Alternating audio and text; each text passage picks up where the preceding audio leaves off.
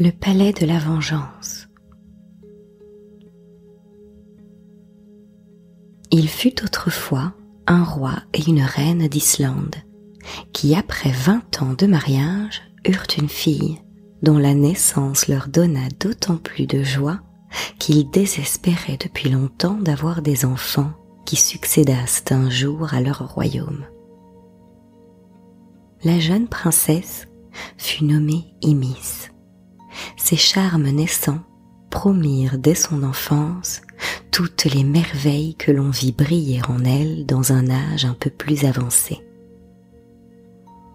Rien n'aurait été digne d'elle dans tout l'univers, si l'amour, qui crut être de son honneur de pouvoir assujettir un jour à son empire une si merveilleuse personne, n'eût pris soin de faire naître dans cette même cour un prince aussi charmant que la princesse Imis était aimable. Il s'appelait Philax. Il avait 2 ans de plus que la princesse, et ils furent élevés ensemble avec toutes les libertés que donnent l'enfance et la proximité du rang. Les premiers mouvements de leur cœur furent donnés à l'admiration et à la tendresse. Ils ne pouvaient rien voir de si beau qu'eux-mêmes.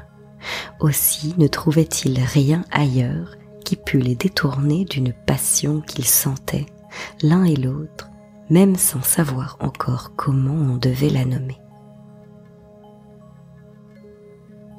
Le roi et la reine voyaient naître cet amour avec plaisir. Ils aimaient le jeune Philax. Il était prince, et jamais un enfant n'avait donné de si belles espérances. Tout semblait d'accord avec l'amour pour rendre un jour Philax le plus heureux de tous les hommes. La princesse avait environ 12 ans quand la reine, qui l'aimait avec une tendresse infinie, voulut consulter sur sa destinée une fée dont la science prodigieuse faisait alors un grand bruit. Elle partit pour aller la trouver. Elle mena Imis avec elle, qui, dans la douleur de quitter Philax, s'étonna 1000 et 1000 fois que l'on pût songer à l'avenir quand le présent était agréable. Philax demeura auprès du roi, et tous les plaisirs de la cour ne le consolèrent point de l'absence de la princesse. La reine arriva au château de la fée. Elle y fut magnifiquement reçue, mais la fée ne s'y trouvait pas. Elle habitait d'ordinaire sur le sommet d'une montagne à quelque distance de son château, où elle demeurait seule, occupée de ce profond savoir qui la rendait si célèbre par tout le monde. Dès qu'elle sut l'arrivée de la reine, elle revint. La reine lui présenta la princesse, lui apprit son nom, l'heure de sa naissance, que la fée savait aussi bien qu'elle, quoiqu'elle n'y eût point été. Mais la fée de la montagne savait tout. Elle promit à la reine de lui rendre réponse dans 2 jours, et puis elle retourna sur le sommet de sa montagne. Au commencement du 3e jour, elle revint, fit descendre la reine dans un jardin et lui donna des tablettes de feuilles de palmier bien fermées. Mais elle lui ordonna de ne les ouvrir qu'en présence du roi. La reine, pour satisfaire du moins en quelque façon sa curiosité, lui fit diverses questions sur la fortune de sa fille. « Grande reine, lui dit la fée de la montagne, je ne vous saurais dire précisément de quelle espèce de malheur la princesse est menacée.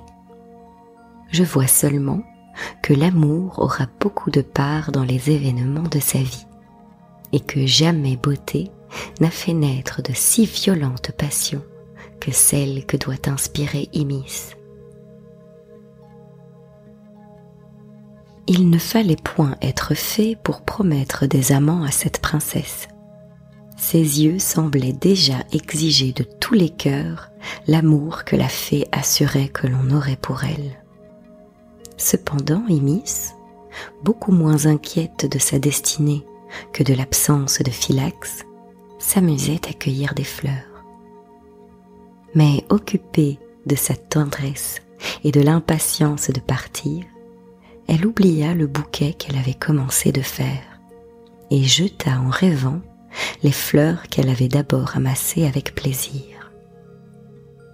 Elle alla rejoindre la reine qui disait adieu à la fée de la montagne.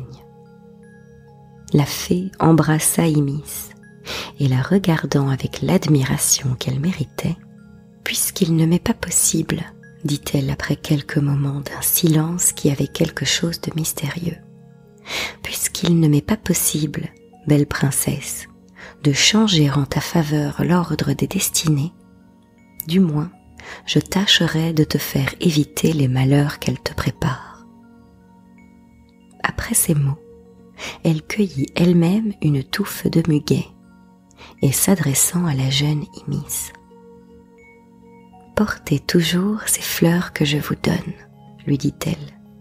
Elles ne flétriront jamais, et tant que vous les aurez sur vous, elles vous garantiront de tous les maux dont le destin vous menace. »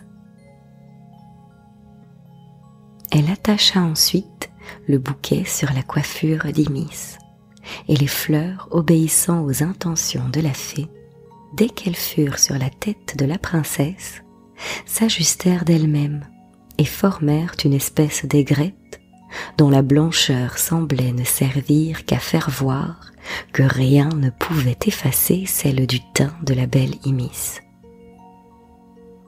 La reine partit après avoir encore remercié 1000 fois la fée et revint en Islande où toute la cour attendait avec impatience le retour de la princesse. Jamais la joie ne parut plus brillante et plus aimable que dans les yeux d'Imis et de son amant. On expliqua qu'au roi le mystère de l'aigrette de muguet. Elle faisait un effet si agréable sur les beaux cheveux bruns de la princesse que tout le monde la prit seulement pour un ornement qu'elle avait choisi elle-même dans les jardins de la fée. La princesse parla beaucoup plus à Philax des chagrins qu'elle avait sentis en ne le voyant pas, que des malheurs que lui promettaient des destinées. Philax en fut pourtant alarmé, mais la joie de se trouver était présente, les malheurs encore incertains.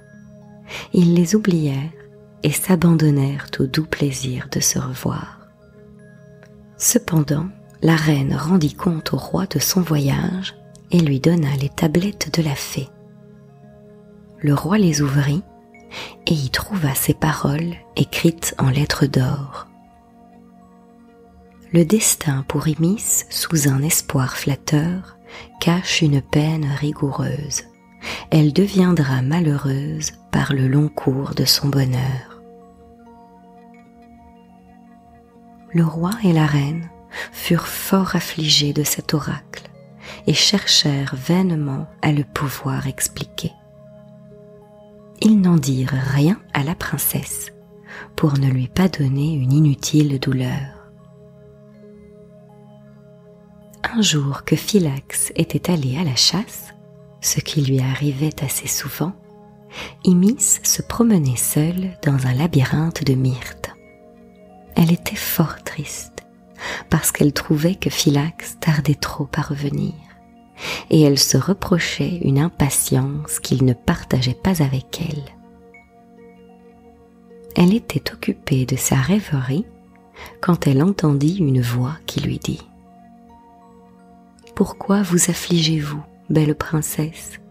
Si Philax n'est pas assez sensible au bonheur d'être aimé de vous, je vais vous offrir un cœur 1000 fois plus reconnaissant, un cœur vivement touché de vos charmes et une fortune assez brillante pour devoir être désiré par tout autre que vous, dont le monde doit reconnaître l'empire. » La princesse fut très surprise d'entendre cette voix, Elle croyait être seule dans le labyrinthe, et comme elle n'avait point parlé, elle s'étonnait encore plus que cette voix eût répondu à sa pensée. Elle regarda autour d'elle, et elle vit paraître en l'air un petit homme monté sur un hanneton. « N'ayez point peur, belle Imis, lui dit-il. Vous n'avez point d'amant plus soumis que moi, et quoique ce soit aujourd'hui la première fois que je parais devant vous, il y a longtemps que je vous aime et que je vous vois tous les jours. »« Que vous m'étonnez, dit la princesse. Quoi ? Vous me voyez tous les jours et vous savez ce que je pense. Si cela est, vous avez dû voir qu'il est inutile d'avoir de l'amour pour moi. Philax, à qui j'ai donné mon cœur, est trop aimable pour pouvoir cesser d'en être le maître, et quoique je ne sois pas contente de lui, je ne l'ai jamais tant aimé. Mais dites-moi qui vous êtes et où vous m'avez vu. »« Je suis Pagan l'enchanteur, lui dit-il, et mon pouvoir s'étend sur tout le monde, hors sur vous. Je vous vis dans les jardins de la fée de la montagne. J'étais caché dans une des tulipes que vous cueillîtes. Je pris d'abord pour un heureux présage le hasard qui vous avait fait choisir la fleur où j'étais. Je me flattais que vous m'emporteriez avec vous, mais vous étiez trop occupé du plaisir de penser à Philax. Vous jetâtes les fleurs après les avoir cueillies, et vous me laissâtes dans le jardin, le plus amoureux de tous les hommes. Depuis ce moment, j'ai senti que rien ne pouvait me rendre heureux que l'espérance d'être aimé de vous. Pensez à moi, belle Imis, s'il vous est possible, et permettez-moi de vous faire souvenir quelquefois de mon amour. » Après ces mots, il disparut, et la princesse retourna au palais, où la vue de Philax, qu'elle retrouva, dissipa la peur qu'elle avait eue.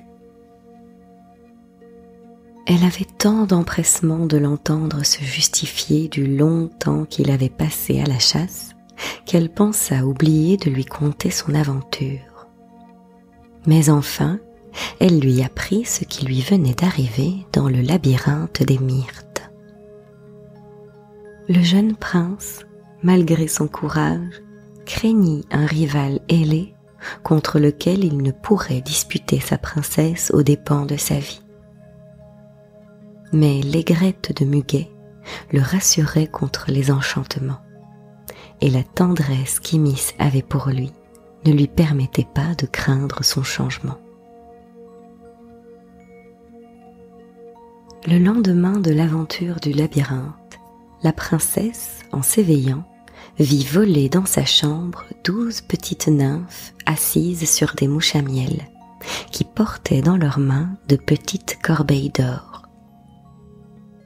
Elles s'approchèrent du lit d'Imis, la saluèrent, et puis allèrent mettre les corbeilles sur une table de marbre blanc qui parut au milieu de la chambre.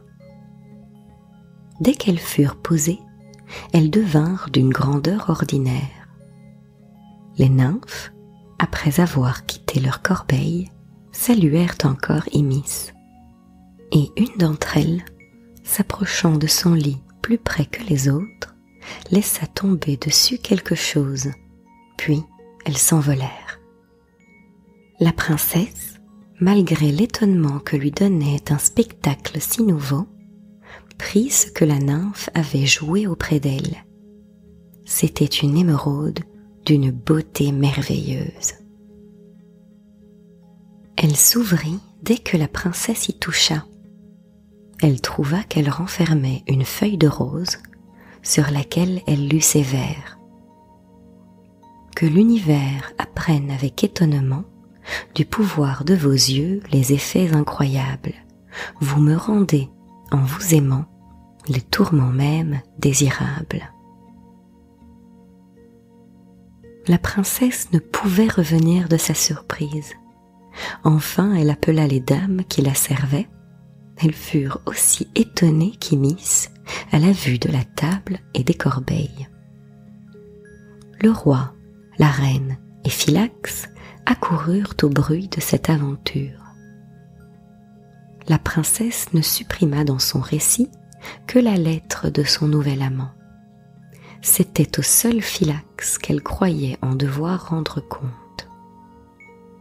Les corbeilles furent examinées avec soin, et elles se trouvèrent toutes remplies de pierreries d'une beauté extraordinaire et d'un si grand prix qu'elles redoublèrent encore d'étonnement des spectateurs. La princesse n'y voulut point toucher, et ayant trouvé un moment où personne ne l'écoutait, elle s'approcha de Philax et lui donna l'émeraude et la feuille de rose. Il lut la lettre de son rival avec beaucoup de peine. Imis, pour le consoler, déchira devant lui la feuille de rose. Mais que ce sacrifice leur coûta cher. Il se passa quelques jours sans que la princesse entendît parler de Pagan. Elle crut que ses mépris pour lui auraient éteint son amour, et Philax se flatta de la même espérance. Ce prince retourna à la chasse comme il avait accoutumé. Il s'arrêta seul au bord d'une fontaine pour se rafraîchir. Il avait sur lui l'émeraude que la princesse lui avait donnée, et se souvenant de ce sacrifice avec plaisir, il la tira de sa poche pour la regarder. Mais à peine l'eut-il tenue un moment qu'elle lui échappa des mains, et dès qu'elle eut touché la terre, elle se changea en un chariot. Deux monstres ailés sortirent de la fontaine et s'y attelèrent eux-mêmes. Philax les regardait sans peur, car il était incapable d'en avoir. Mais il ne put s'empêcher de sentir quelque émotion quand il se vit transporté dans le chariot d'émeraude par une force invisible, et aussitôt élevé en l'air, où les monstres ailés firent voler le chariot avec une facilité et une rapidité prodigieuses. Cependant, la nuit arriva, et les chasseurs, après avoir cherché Philax par tout le bois inutilement, revinrent au palais où ils crurent qu'il pourrait être retourné. Ils ne l'y trouvèrent pas, et personne ne l'avait vu depuis qu'il était allé avec eux à la chasse. Le roi ordonna que l'on retournât chercher le prince.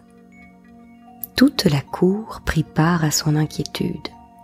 L'on retourna dans le bois, on courut aux environs, on n'en revint qu'au point du jour, et l'on en revint sans avoir appris aucune nouvelle du prince. Imis avait passé la nuit à se désespérer de l'absence de son amant, dont elle ne pouvait comprendre la cause. Elle était alors sur une terrasse du palais pour voir revenir ceux qui étaient allés chercher Philax, et elle se flattait de le voir arriver avec eux. Mais rien ne peut exprimer l'excès de la douleur dont elle fut saisie quand elle ne vit point arriver Philax, et qu'on lui dit qu'il avait été impossible d'apprendre ce qu'il était devenu.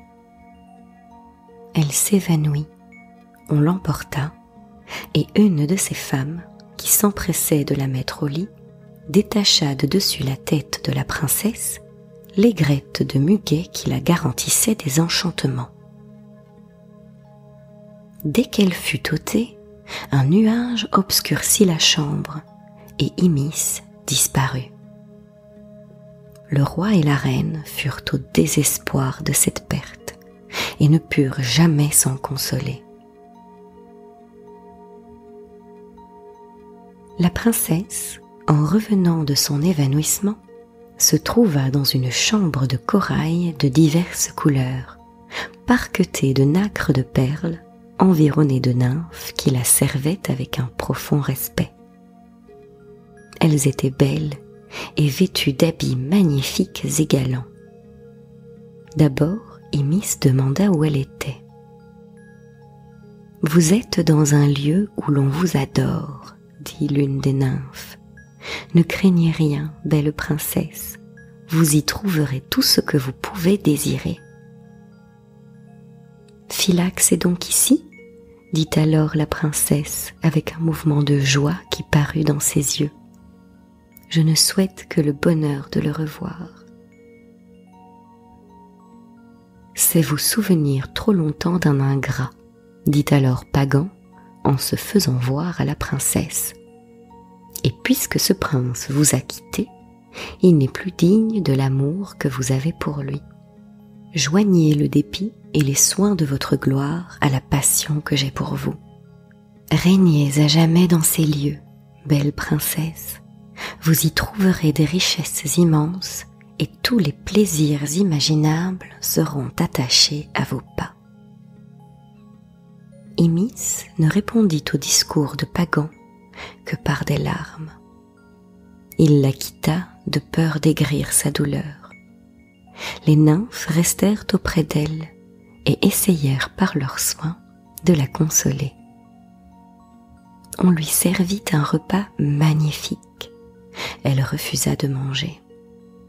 Mais enfin, le lendemain, le désir de voir encore Philax la fit résoudre à vivre. Elle mangea, et les nymphes, pour dissiper sa douleur, la menèrent en divers endroits du palais. Il était tout bâti de coquillages luisants, mêlés avec des pierres précieuses de différentes couleurs, ce qui faisait le plus bel effet du monde. Tous les meubles en étaient d'or et d'un travail si merveilleux qu'on voyait bien qu'il ne pouvait venir que de la main des fées. Les nymphes, après avoir fait voir à Imis le palais, la conduisirent dans des jardins dont la beauté ne peut être représentée. Elle y trouva un char fort brillant, attelé de 6 cerfs qu'un nain conduisait. On la pria d'entrer dans le char. Imis obéit. Les nymphes s'y assirent à ses pieds. On les mena sur le bord de la mer, où une nymphe apprit à la princesse que Pagan régnait dans cette île, dont il avait, par la force de son art, fait le plus beau lieu de l'univers. Un bruit d'instrument interrompit le discours de la nymphe. Toute la mer parut couverte de petites barques de corail couleur de feu, remplies de tout ce qui pouvait composer une fête maritime fort galante.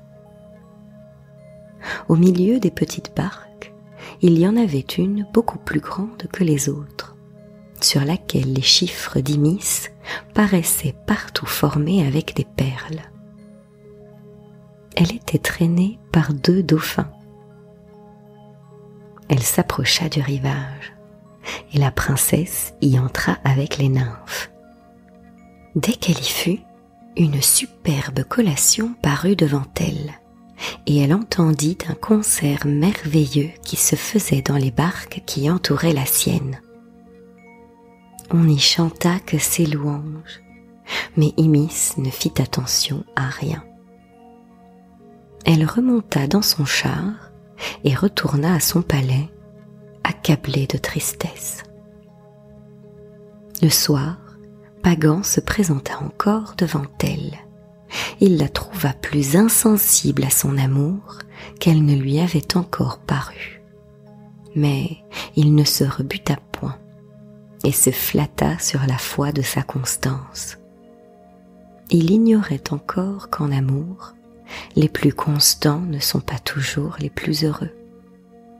Il donnait chaque jour des fêtes à la princesse, des divertissements dignes d'attirer l'admiration de tout le monde, excepté de celles pour qui il les inventait. Imis n'était touchée que de l'absence de son amant. Cependant, ce malheureux prince avait été conduit par les monstres ailés dans une forêt dont Pagan était le maître. Elle s'appelait la forêt triste. Dès que Philax y fut arrivé, le chariot d'émeraude et les monstres disparurent. Le prince, surpris de cette aventure, appela tout son courage à son secours. Et c'était le seul secours sur lequel il pouvait compter dans ce lieu-là. Il parcourut d'abord quelques routes de la forêt. Elle était affreuse et le soleil n'en pénétrait jamais l'obscurité. Il n'y trouva personne, pas même des animaux d'aucune espèce. Il semblait que les animaux mêmes eussent de l'horreur pour un si triste séjour. Philax y vécut des fruits sauvages qu'il y trouva. Il y passait les jours dans une douleur mortelle. L'absence de la princesse le mettait au désespoir, et quelquefois, avec son épée qui lui était demeurée, il s'amusait à graver le nom d'Imis sur des arbres qui n'étaient pas destinés pour un usage si tendre.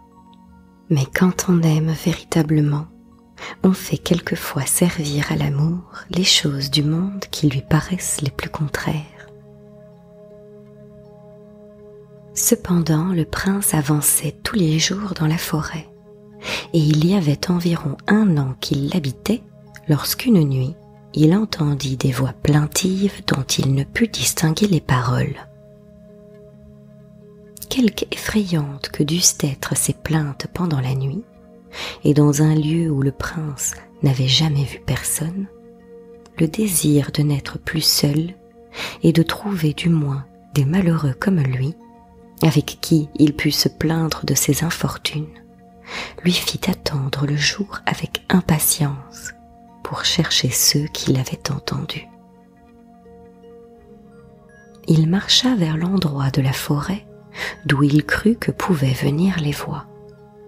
Il marcha toute la journée inutilement. Mais enfin, sur le soir, il trouva dans un lieu où les arbres s'éclaircissaient les débris d'un château qui paraissait avoir été fort spacieux et fort superbe. Il entra dans une cour dont les murs qui étaient de marbre vert paraissaient encore assez entiers. Il n'y trouva que des arbres d'une hauteur prodigieuse, plantés sans ordre et en divers endroits de la cour. Il s'avança plus loin, vers un lieu où il vit quelque chose d'élevé sur un piédestal de marbre noir. C'étaient des armes confusément amassées les unes sur les autres, des casques, des boucliers, des épées à l'antique, qui formaient une espèce de trophée mal arrangé. Il regarda s'il n'y aurait point quelque inscription qui pût l'instruire du nom de ceux à qui avaient appartenu autrefois ces armes. Il en trouva une gravée sur le piédestal, dont le temps avait à demi effacé les caractères, et ce fut avec beaucoup de peine qu'il lut ces paroles. À l'immortelle mémoire de la gloire de la fée Séorée, c'est ici que dans une même journée, elle triompha de l'amour et punit ses amants infidèles. Cette inscription n'instruisait point Philax de tout ce qu'il voulait savoir.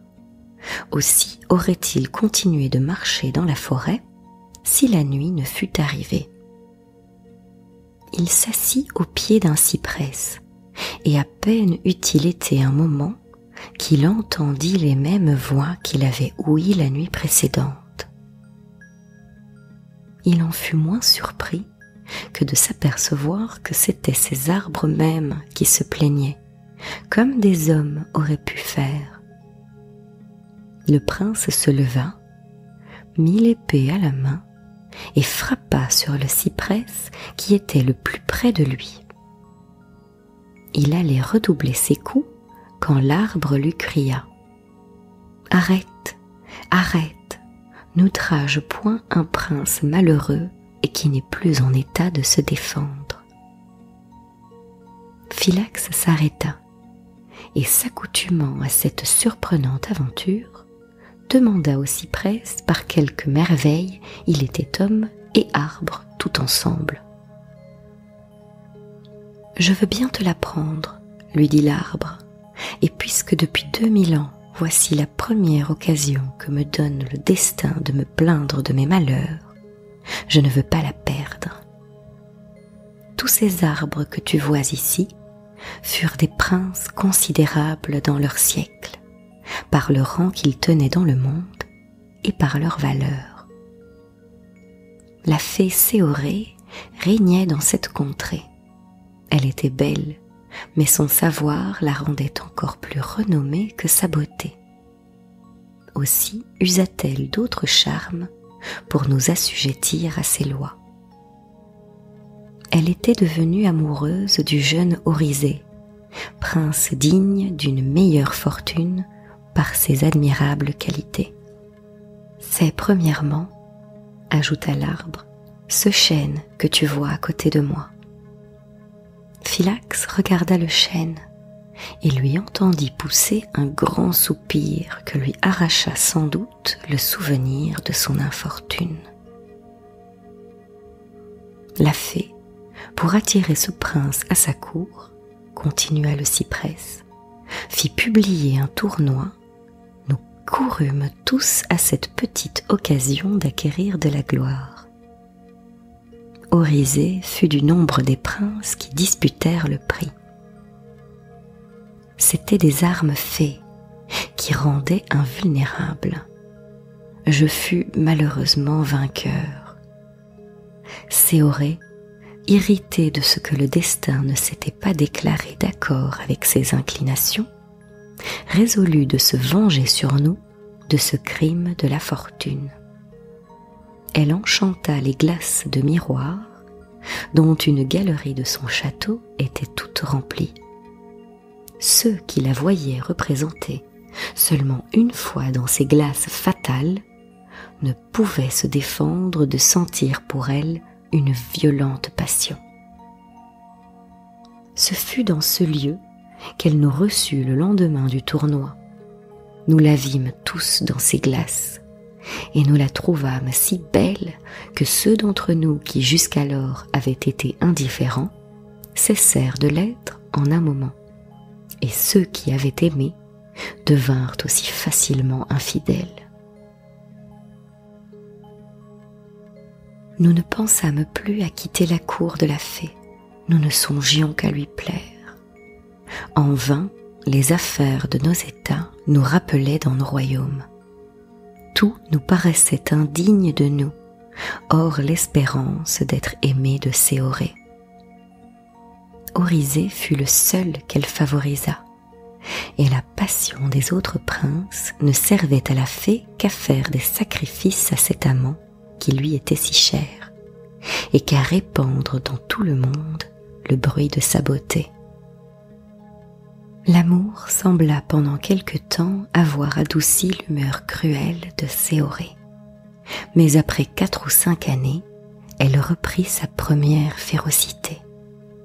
Elle vengea de légers déplaisirs sur des rois, ses voisins, par des meurtres épouvantables, et abusant du pouvoir que ses enchantements lui donnaient sur nous, elle nous rendait les ministres de ses cruautés.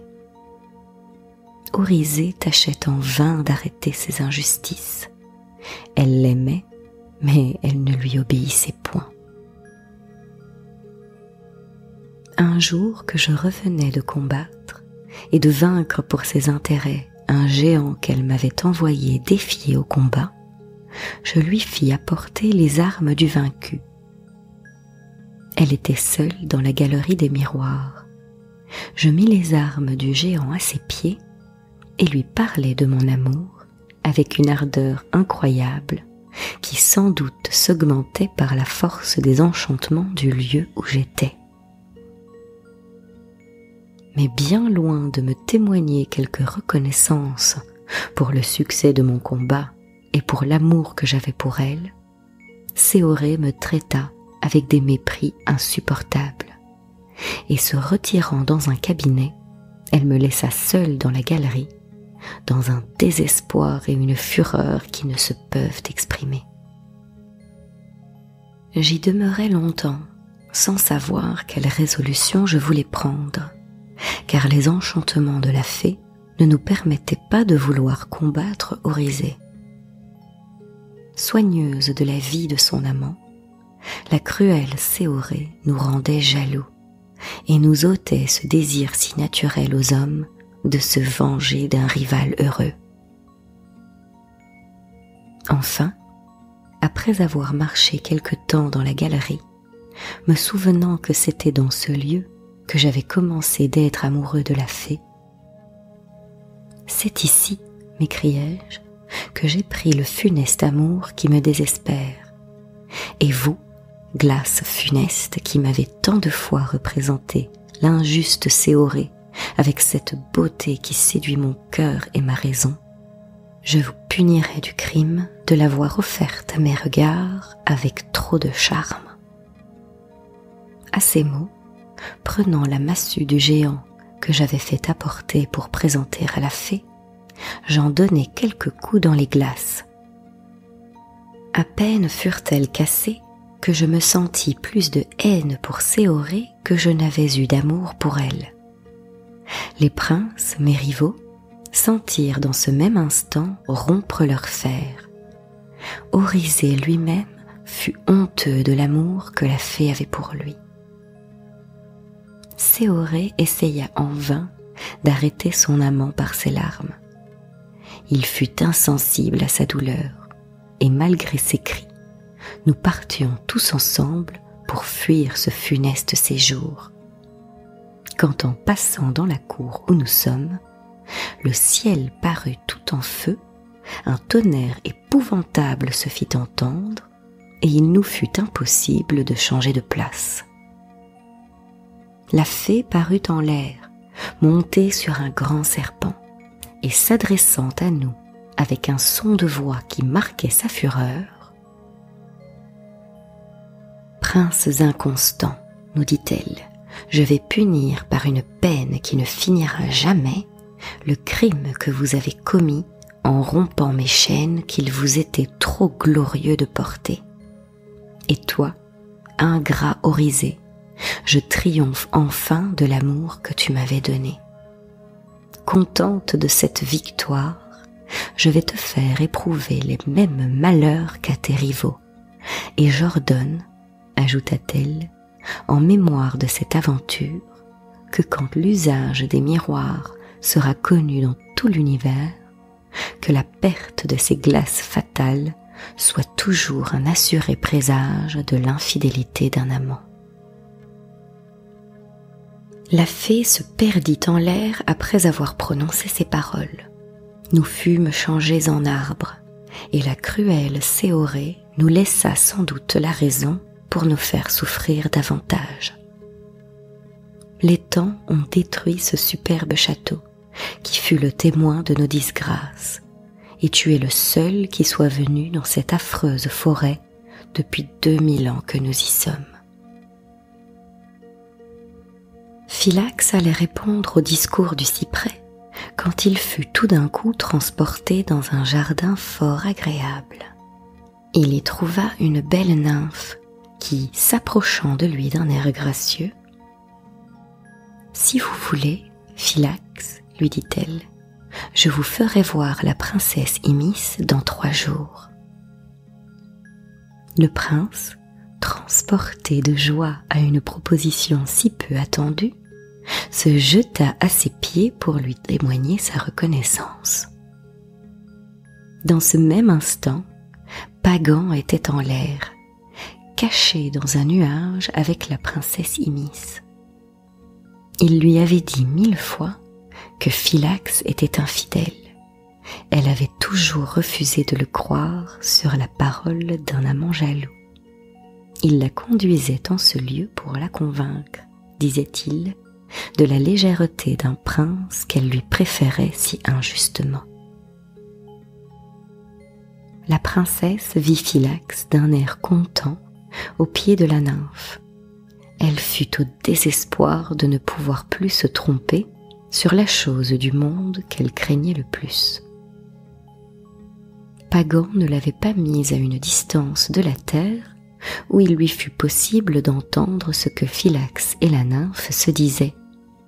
C'était par ses ordres qu'elle s'était présentée à ce prince. Pagan ramena Imis dans son île, où, après l'avoir convaincu de l'infidélité de Philax, il trouva qu'il avait seulement redoublé la douleur de cette belle princesse, et qu'elle n'en était pas plus sensible pour lui. Désespéré de voir que cette infidélité prétendue, dont il avait espéré un plus doux succès, lui devenait inutile, il résolut de se venger de la constance de ses deux amants. Il n'était pas cruel comme l'a fait Séoré, son aïeul. Aussi imagina-t-il une autre vengeance que celle dont elle avait puni ses malheureux amants. Il ne voulut pas punir ni la princesse qu'il avait si tendrement aimée, ni même Philax qu'il avait assez fait souffrir. Et bornant sa vengeance à détruire une passion qui avait été si contraire à la sienne, il éleva dans son île un palais de cristal, prit soin d'y mettre tout ce qui peut être agréable à la vie, hors le moyen d'en pouvoir sortir. Il y renferma des nymphes et des nains pour servir Imis et son amant, et quand tout fut disposé pour les y recevoir, il les y transporta l'une et l'autre. Ils se crurent d'abord au comble du bonheur et rendirent 1000 grâces à la douce colère de Pagan. Cependant, il ne voulut pas sitôt les voir ensemble et comprit que de jour en jour ce spectacle deviendrait moins cruel pour lui. Il s'éloigna du palais de cristal après y avoir d'un coup de baguette gravé cette inscription. Les tourments, les ennuis, les malheurs de l'absence d'Imis et de Philax troublèrent les beaux jours. Sans pouvoir vaincre leur constance, Pagan fut offensé de leur persévérance, et pour détruire enfin de si tendres amours, il les a dans ces lieux, témoins de sa vengeance, condamnés à se voir toujours.